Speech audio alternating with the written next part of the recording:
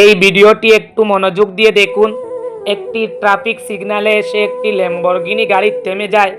ঠিক সেই সময় আকাশ দিয়ে একটি হেলিকপ্টার উড়ে যায়। ল্যাম্বরগিনির মালিক মনে মনে ভাবে, আহা, যদি আমার একটি হেলিকপ্টার থাকতো।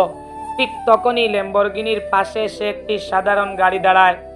গাড়িটির মালিক ভাবে, যদি আমার কাছে একটি ল্যাম্বরগিনি থাকতো। এরপর সেই গাড়ির পাশে এসে দাঁড়ায় একজন সাইকেল আরোহী।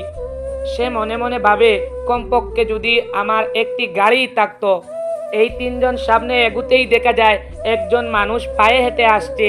সে ভাবে, যদি আমাকে এভাবে হাঁটতে না হতো, অন্তত একটি সাইকেল থাকলেও ভালো হতো। এরপর তাদের সবার পিছনে দেখা যায় একজন মানুষ হুইল চেয়ারে বসে এগিয়ে আসছে।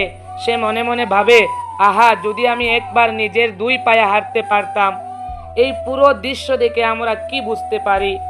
অন্যের জীবনের সুখ দেখতে গিয়ে আমরা প্রায়ই নিজের জীবনের সৌন্দর্য দেখতে পাই না। আমরা সবসময় অন্যের সঙ্গে নিজেকে তুলনা করি আর তাতেই নিজেকে ছোট করে ফেলি। সেজন্য অন্যের জীবনের দিকে তাকিয়ে নিজেকে ছোট করা বন্ধ করুন। অন্যের সঙ্গে নিজেকে তুলনা করা বন্ধ করুন। আপনার কাছে যা আছে তাতেই খুশি থাকার চেষ্টা করুন আর নিজের জীবনকে আরো সুন্দর করার জন্য পরিশ্রম করে যেতে থাকুন। কারণ যার যা নেই সে সেটার জন্য কষ্ট পায়, আর যার যা আছে সেটার মূল্য অনেক সময় সে নিজেই বুঝে না।